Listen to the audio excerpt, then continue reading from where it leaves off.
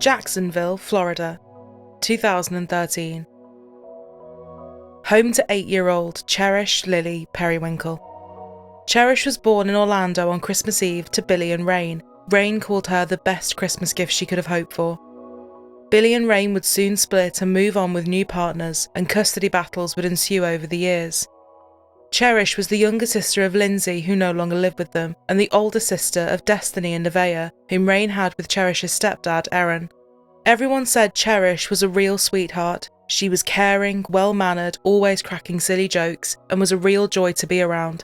Her dad Billy said she had so much potential and was just the definition of pure love. Cherish loved drawing, animals, playing the teacher games with her sisters, and now the 8-year-old had just learned how to ride her bike. You couldn't stop her whizzing around on it, and being outside with her friends and siblings was her favourite place to be. June 21st, 2013. Rain, Cherish, Destiny and Nevaeh all headed to a Dollar General store in Jacksonville to look for some new clothes. Things had definitely been tough lately for the family, and Rain said she was worrying about how she was going to pay. She wanted to get Cherish a new dress, as the next morning Cherish was set to get on a plane to go to her dad in California. Rain spoke to an employee about her stresses before she and her daughters walked back out of the store. Little did anyone know, someone had been listening to all of her concerns and watching them go round. As soon as the four of them got outside, a man approached them, introducing himself as Don. He offered to drive them to a Walmart and buy the clothes for the family, saying his wife had a gift card for $150 and they would happily use it on them. Rain said she was hesitant, but when Don said he knew how tough it was having had young kids, and that his wife was going to meet them at Walmart too, she felt a bit more trusting. "You look like you have your hands full. I have a couple of little ones myself," he said. "He told me I was safe. He looked into my face and told me I was safe," Rain said. Rain and her 3 daughters got into his van and he drove them to a Walmart.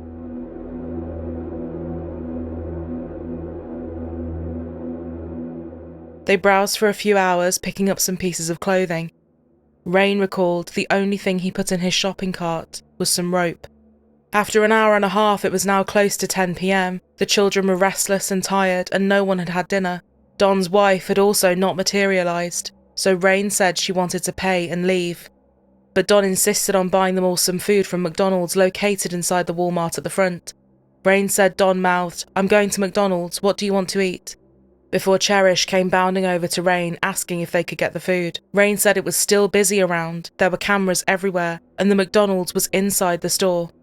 "Cheeseburgers," Rain said to Cherish, and she watched as her daughter skipped off, following Don as he strolled away.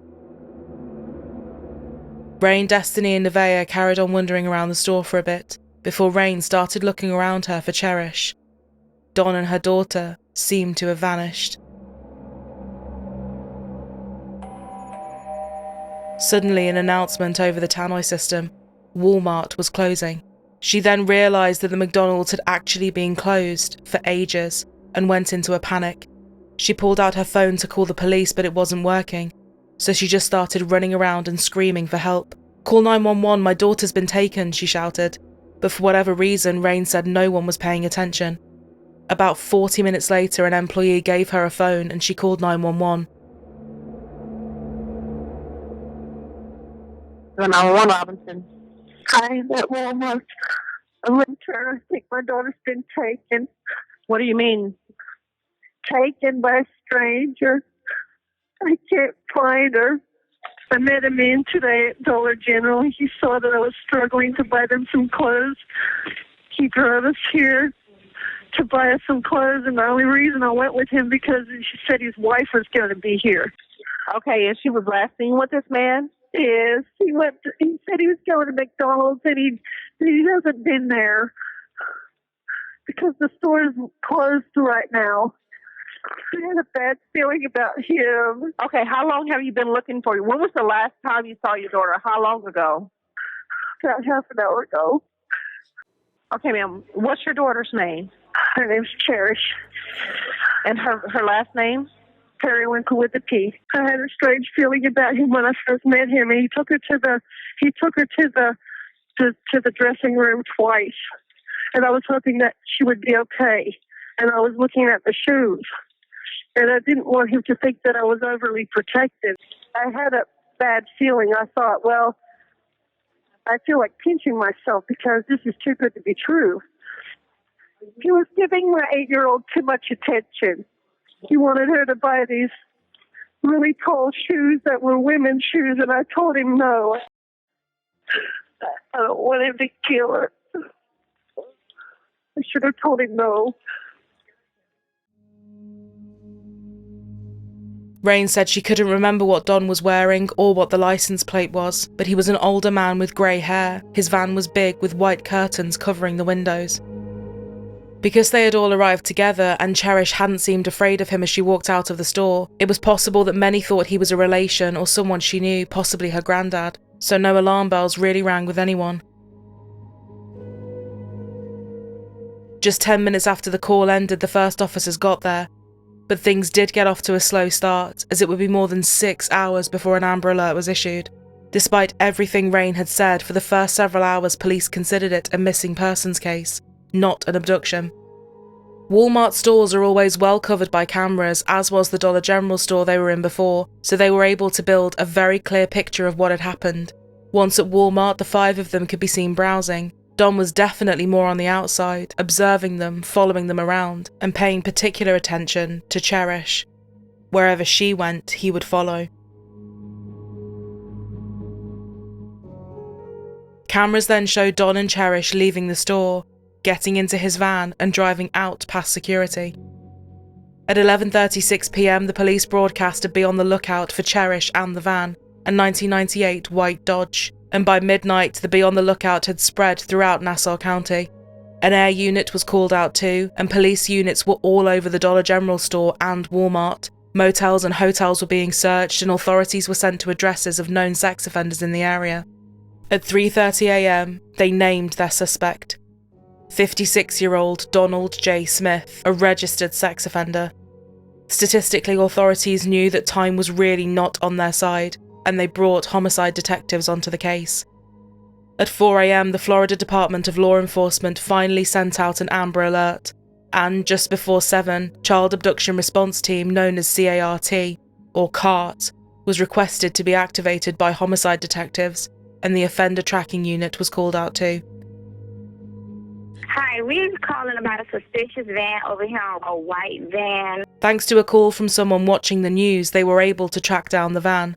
And how long ago did you see it?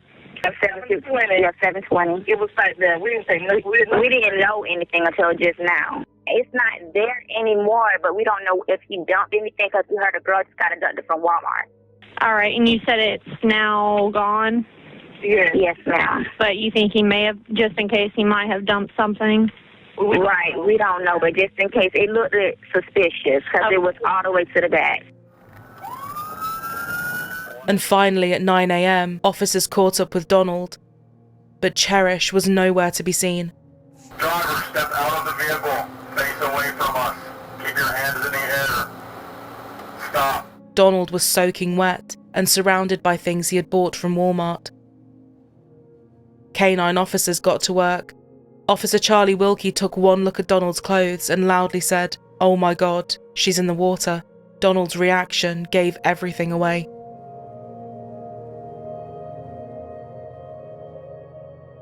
Officials say the little girl's body was found in an unnamed church.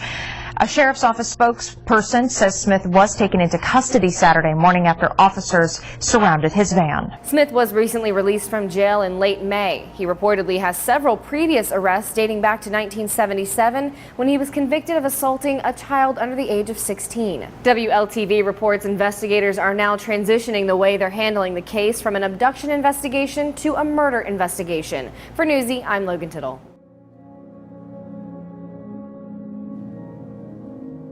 They went back to the place where the witness reported to have seen the van behind a church. And here, just 20 minutes after Donald had been placed in handcuffs, police found Cherish's body in a creek behind the church. Lying on the ground, her hair was hanging over the edge and floating in the water. The bright flowery dress she had been wearing was near her body. Have a seat. We'll be with you in a little bit. What's your name? Donald Smith. Donald Smith? Yes. Donald was arrested and sat in an interrogation room for an hour by himself, at one point even appearing to fall asleep. When investigators entered the room, they read him his rights and asked him if he wanted to talk, but Donald said no. He had no intention of doing that. If you do answer questions, you have the right to stop answering questions at any time and consult a lawyer. You understand that? This is an investigation of the abduction and murder of a Cherish Perrywinkle. Yeah, 8-year-old female. We'd like to ask you questions about it. You want to talk to us? No. Okay. Charlie Wilkie, a retired canine officer of the Jacksonville Sheriff's Department, said he came face to face with the worst of the worst. He never showed any emotion, arrogance. It was almost like, you caught me, but you didn't stop me. There was not a hint of remorse. His criminal history was extremely disturbing and painted a very clear picture of who he was.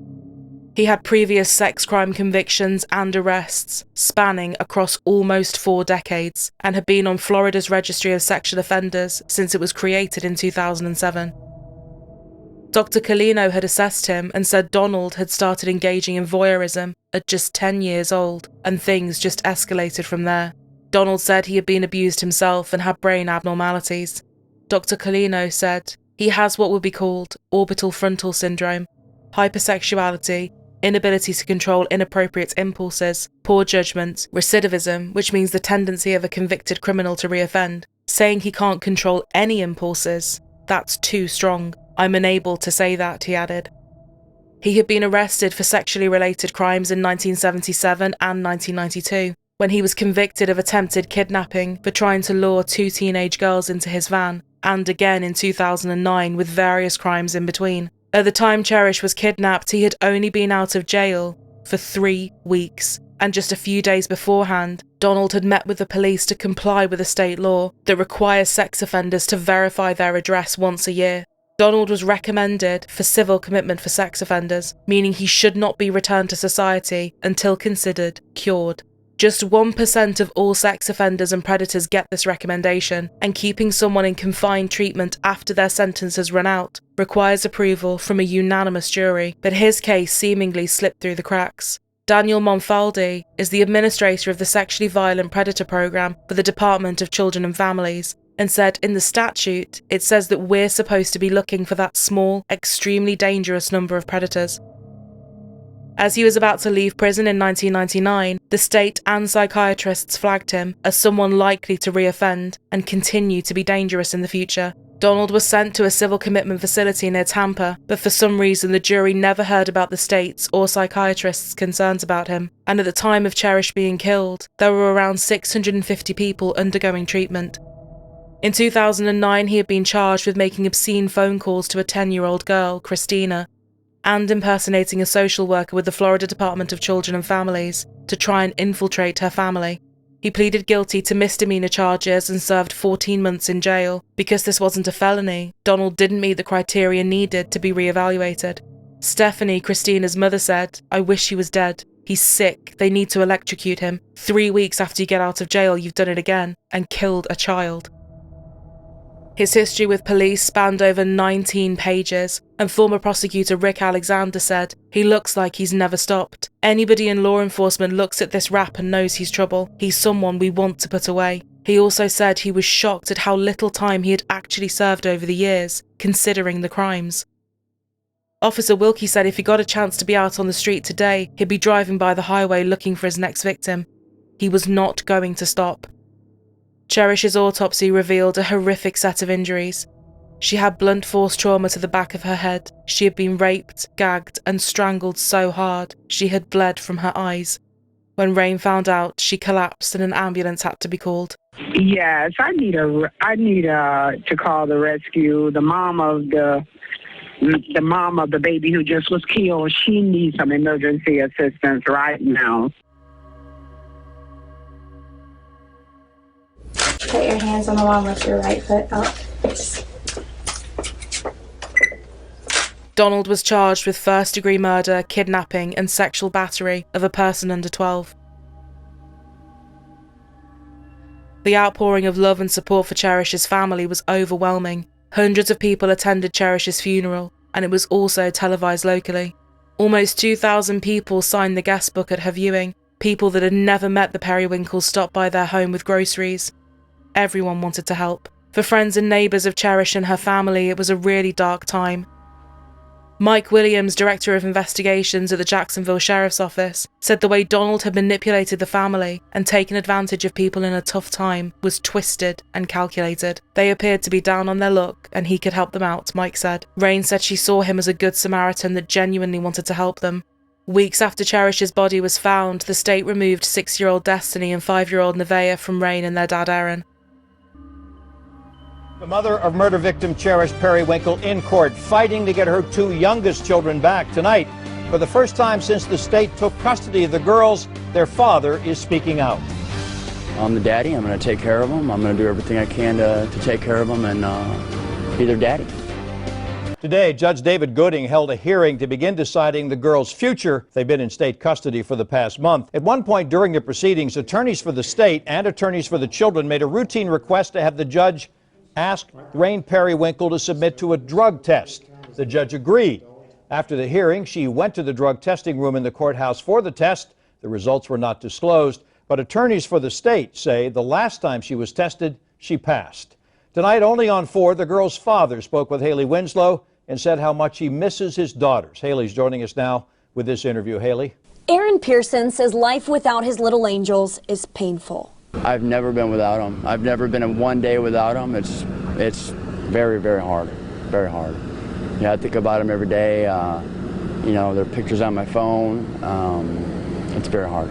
But he understands why the state has stepped in. DCF and these agencies, they just want to make sure that we've gotten ourselves together and that we're on the right track to be able to take care of our children. And that's their job, and I'm going to cooperate with whatever they ask me to do. Pearson says the Department of Children and Families has asked him to get a 2-bedroom apartment, and until he can, he'd like his 5- and 6-year-old girls to live with their grandfather. They've known my dad all their life, and they're comfortable with him, and I would like them to be, you know, with him, obviously, until I do what I have to do to get them. And if he's allowed to bring Nevaeh and Destiny home, he promises to share them with Rain Periwinkle. If I were to get custody of the girls, I would definitely never, ever keep them from their mother. You know, girls have to have their mommy, and I would never keep them from her. He says especially after they lost Cherish, who they'll never be able to get back. I mean, I miss her every day. I think about her every day. Many people started advocating for the children to be adopted. Rain said, regardless what I say, people will have their own assumptions about me anyway. But I choose to talk right now because I realise there are so many people trying to take Destiny and Nevaeh away from me and adopt them out. She briefly lost visitation rights, but these were restored, and she started seeing her daughters every Monday for 2 hours during a supervised visit. She said she would never voluntarily terminate her parental rights, adding, "They are my children. I gave birth to them. I have raised them from day one." Florida's Department of Children and Families used licensed social worker Amy Decker's home as a stopgap for the children, while they hoped to find a more permanent situation. Rain argued that Amy's home wasn't used as a stopgap, instead that her children were invited there, but Amy wouldn't let her take the children back. Amy was also helping manage a Facebook page titled Team Destiny and Nevaeh, which was advocating for them to be adopted. Rain said this felt like a betrayal because Amy was her counsellor and her friend, but Amy replied, "I have provided no clinical services to Rain, and this has been 6 years since I had any contact with Rain or her children. I reached out in a genuine attempt to offer help to her and her children." Other people, including a neighbour who saw the children round a lot, said, "Rain always had those children with her. I don't know her that well, but she is a good mother." Lindsay, Cherish's older sister, who was living in Australia and had not had any contact with her mom for a while, started fighting to adopt Destiny and Nevaeh, but said she hit a brick wall in terms of people helping her. It is undoubtedly a complex situation and family dynamic that is really only known to them. Despite Donald being very quiet with the police, in jail, he could not stop talking. During a secret jail recording of a conversation between Donald and his mother, Donald spent a lot of time denying involvement, saying that Walmart had more cameras than a bank and it would be stupid to try anything like that because he knew he would be caught.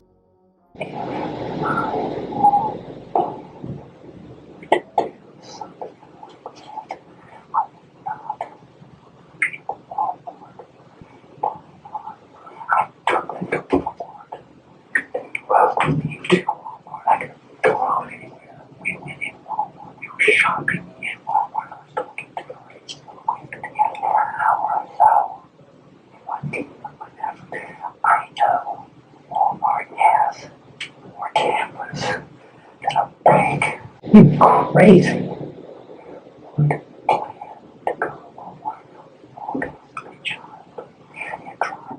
There's no way in this world. No way. I'm not that. But then parts of the truth started to come out. He admitted to, in his words, being coked up and drunk as he watched Rain trying to buy clothes, picking them up and putting them back.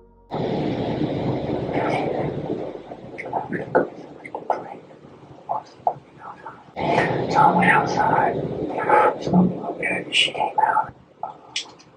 I'm going to Walmart. If you want, you go to Walmart. If you like Walmart, you can get dressed. She goes, well, I don't know. She says, Joe, I don't want to talk to strangers, so I understand. So I told her, you can get a dress, a pair of shoes for your kid. The kid was going to California the next morning.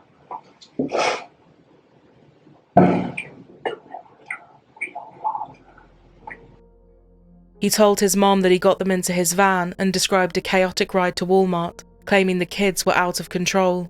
Rain was hitting them, and Rain told him about Cherish going to California the next day because of a court order. Here's why. Because ordered. But I'm noticing the mother's kind of digging. So anyway, we can go to Walmart. Kids are going crazy. Panic. She's hitting the kids, and the kids were in the store. 5 minutes. Donald claimed when they got to the store after about 5 minutes he wanted to get away from them all.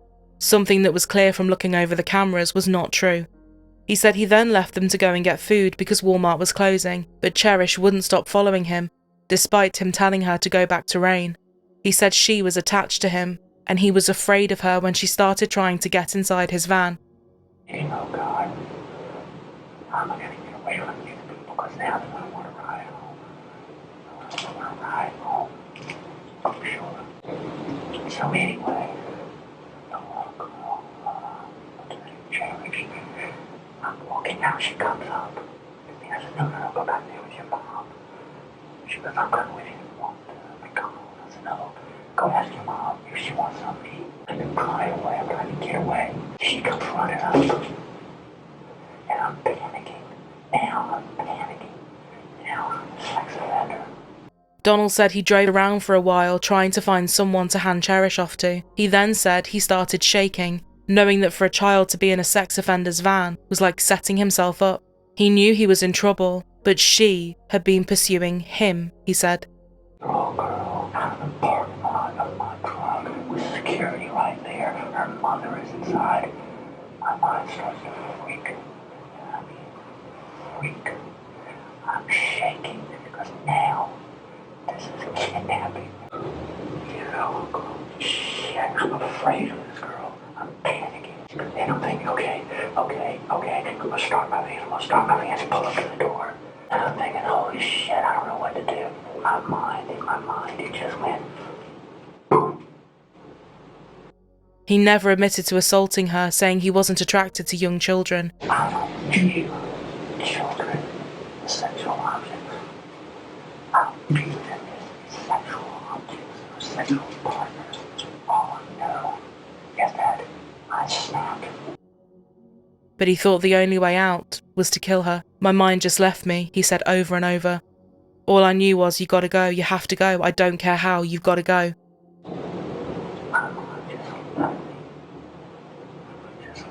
All I knew was, you gotta go. You have to go. I don't care how, you gotta go. It happened. Could it have happened the way they said? Yes, it could have. It could have. I was so psychotic. I was extremely wild. She had to go. I don't care how she had to go. That's my life. Stay right here. Kill me. It's your fault. I'm gonna die. I was raging. I'm not a wild nursery. Never be able to work through all this. Never. I'll never be okay. So rather than spend the rest of my life being humiliated by myself, telling all this crap in my head, I might as well just die with it. Easier to just die with it because I'll probably never get through it anyway. That's what my brain's telling me. I need a very simple book. At one point, he started talking about his defence, saying his only way out was to go down a mental health and competency route. He asked his mom to buy him a book of psychiatric disorders. In 2 more vile recorded conversations with other inmates, Donald could be overheard discussing young girls. Man, when you look at this girl, you're like, whoa. You know how old they are? About 12, 13. You can sit there winding back on her. That's right in my alley, right there. That's my target area right there. That's what I go after. Well, you have fun with that one.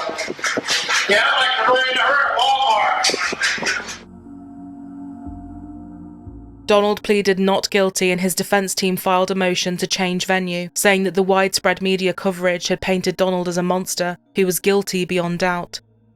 This was denied. The next few years came and went with more delays to his trial as they tried to iron out issues when it came to Florida's death penalty law. In 2017, Destiny and Nevaeh's former guardian ad litem said Rain had had the chance to get her daughters back, but hadn't met the criteria, leaving the state no choice but to put the girls up for adoption, and shortly after they were adopted by their aunt in Australia.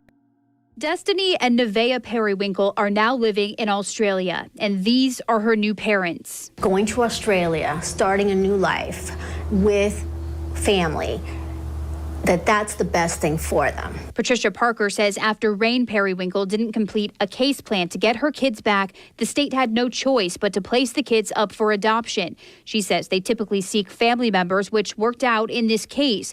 But Rain is furious and hurt. I am their mother. I would die for them. I don't care what anyone says. I go without for my children.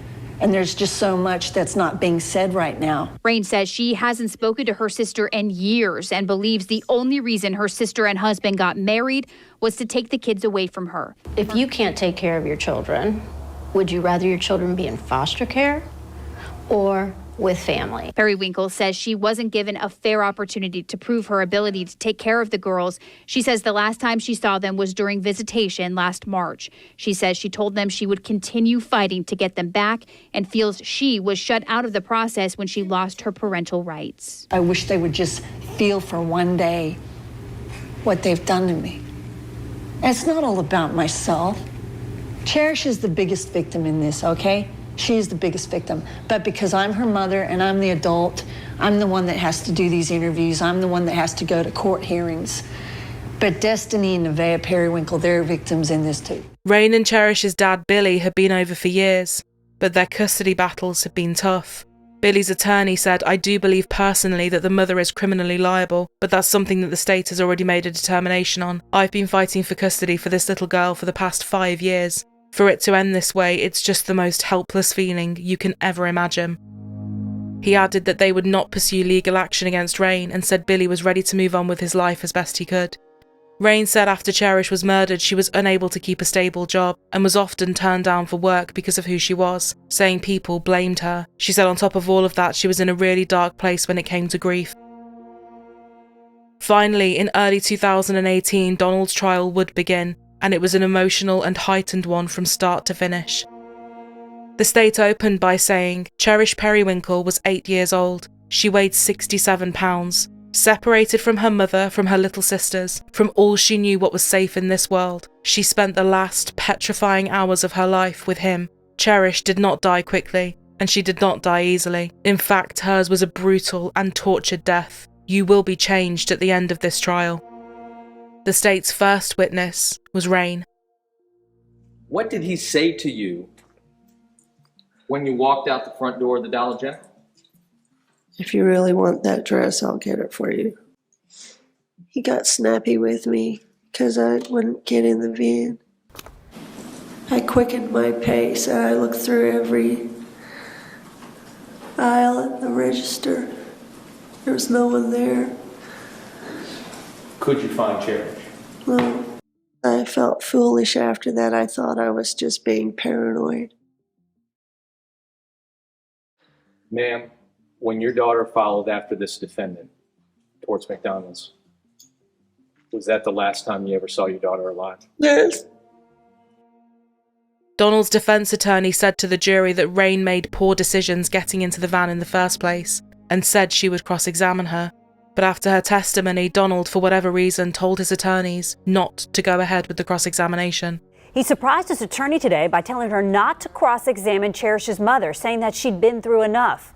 A total of 12 witnesses have taken the stand today, including the officer who stopped Smith and arrested him. The state called several people, including the witness who tipped off the police about his van, and Officer Charles Wilkie. I shouted out, "Oh my God, she's in the water." The moment only lasted a few seconds, but the reaction from Smith is something Officer Charles Wilkie will never forget. He never said anything, but just the look on his face kind of confirmed what the physical evidence was telling me. There was tire tracks there that we believed came from the van. Every step brought them closer. I could see a tree that was laying on its side. I walked over to the water. From what I could see up underneath the trunk of the tree was Cherish laying on her left side, and she was facing away from me, and her hair was kind of floating in the water. They also called Dr. Valerie Rao, who had performed Cherish's autopsy. For this part, they introduced 26 pictures of Cherish's autopsy into evidence. When walking through her injuries, Dr. Rao got so upset that she asked for a 5-minute break. The jury were visibly upset too. And what I'm going to direct your attention now to States 84 and ask you to explain to the jury what is reflected here. On the left side of her scalp, right there. And how is that caused, Dr. Rao? Blunt trauma. I'm going to show you 2 more photographs of the dissection taken of Cherish Perrywinkle's throat. Will you first tell the jury what you saw when you dissected her throat? Yes, so what we do is, I'm sorry, I have to take a break. Can I just have like 5 minutes? Do you want a 5-minute break? I think we'll all take a break for 10 minutes. Thank you. Donald's defense team called no witnesses and did not give a closing argument either. Trial attorney Catherine Smith, who was following everything, said that the defence's approaches were tone-deaf and insensitive, and placing the blame on Rain didn't change what their client, Donald, did. He still sexually assaulted and murdered a child. You may be seated. Thank you, ladies and gentlemen. It's my understanding the jury has reached a verdict. Is that correct? In the Circuit Court of the 4th Judicial Circuit and in Port Duval County, Florida, case number 16, 2013, State of Florida v. Donald James Smith, verdict count 1. We, the jury, find the defendant guilty of first-degree murder as charged in the indictment. We further find the killing was premeditated. We further find the killing was done during the commission or attempted commission of a felony with kidnapping and sexual battery. Verdict count 2, we, the jury, find the defendant guilty of kidnapping as charged in the indictment. Verdict count 3, we, the jury, find the defendant guilty of sexual battery upon a person less than 12 years of age as charged in the indictment. So say we all done at Jacksonville, Duval County, Florida.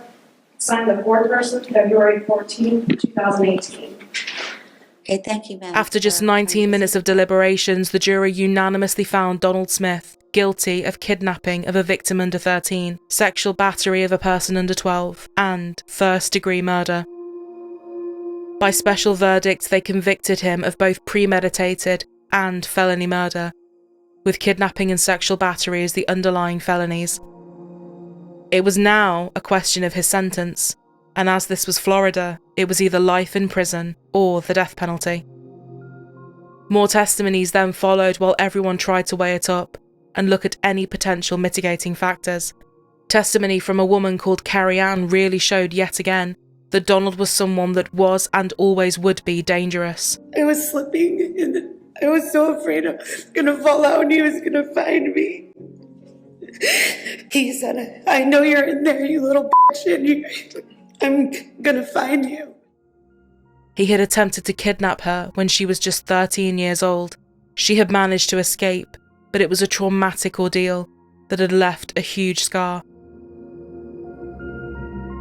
Reviewing the aggravating factors that we unanimously found to be proven beyond a reasonable doubt, we, the jury, unanimously find that the defendant, Donald James Smith, should be sentenced to death.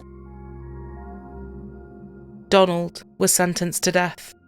The judge said, "Donald Smith, you have not only forfeited your right to live among us, you have forfeited your right to life at all. May God have mercy on your soul." For Rain and Cherish's dad, Billy, it was a relief, but there was no sentence that would give them justice or peace. It's overwhelming. It's like I never thought this day would come, and now it's here, and now I'm just stumped for words. I just wish Cherish was here to see it.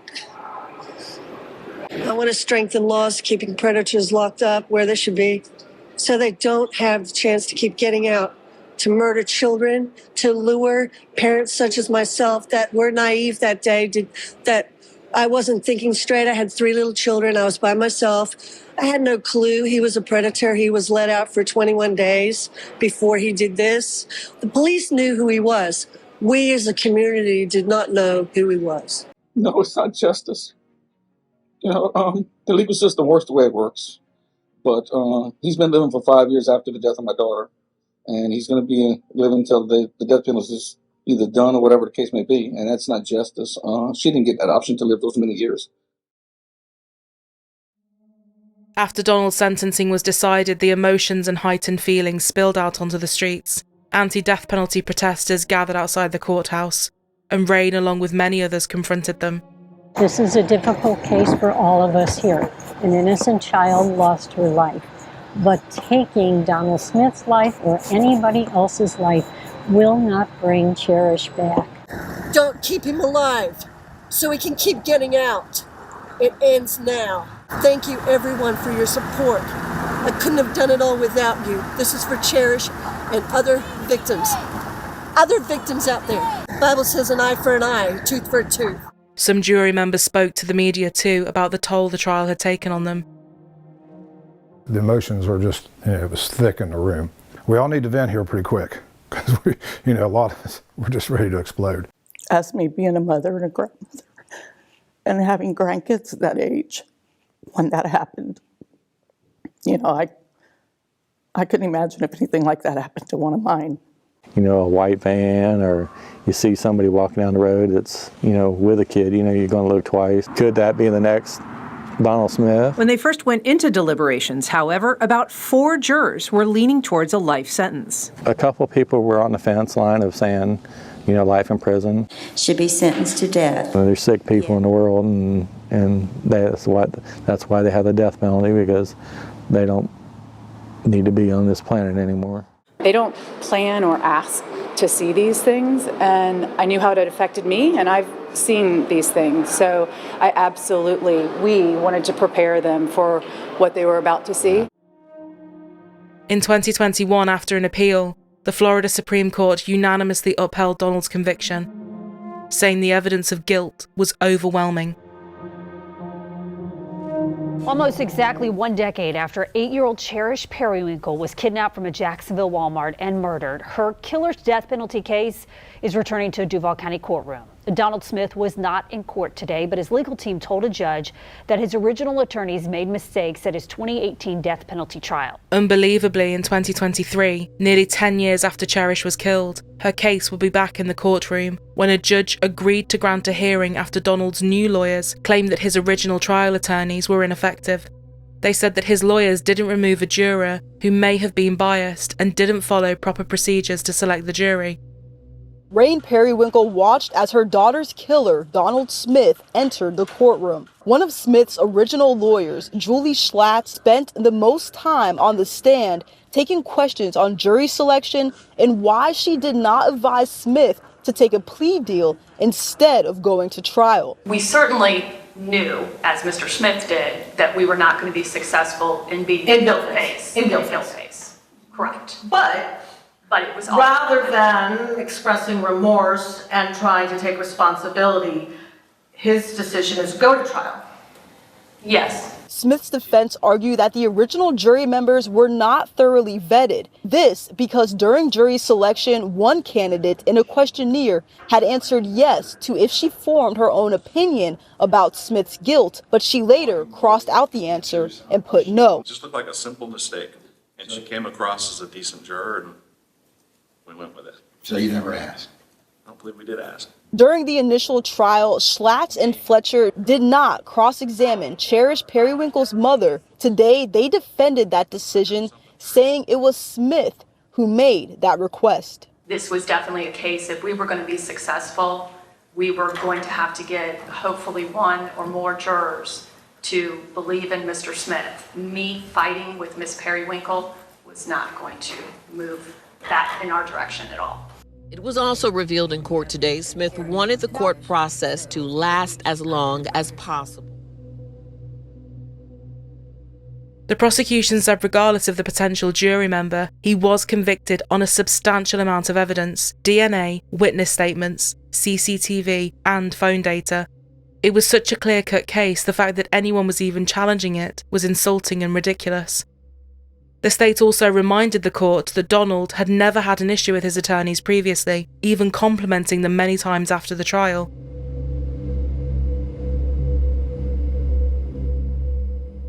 In May 2024, thankfully a judge denied him a new trial. He remains on death row. Cherish Perrywinkle's case is as tragic as they come.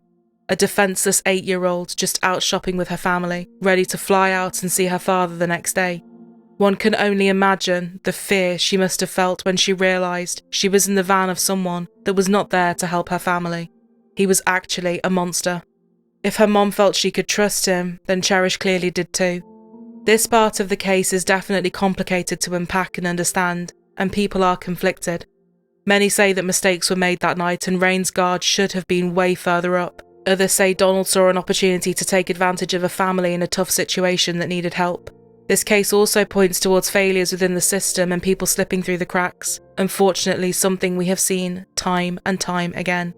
And when the hunt for Cherish was on, who knows if an earlier Amber Alert and media attention would have meant they would have reached her in time. But one thing is certain, the guilt and grief that many must live with every day isn't something that can be imagined. At the end of it all, a young girl's life was taken, and the damage caused by Donald is irreparable. Cherish's dad Billy wrote in his victim impact statement, "I'm fighting back tears as I write this, but I push through, because this is the last thing I can do for my child.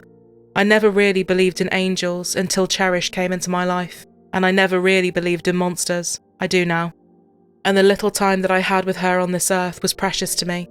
I remember getting up that morning and being so excited that I was going to pick up my daughter from the airport. I couldn't wait to give my little girl a big hug. Instead of a hug, I received the most devastating news that any parent can receive. Cherish was a light of my life and in the lives of so many people, and Donald Smith took that light out of this world. Cherish isn't here to speak for herself. She will never again be able to speak, or laugh, or dream. And as her parent, I will never hear her voice or know her thoughts, or see her grow into the incredible person I know she could have become."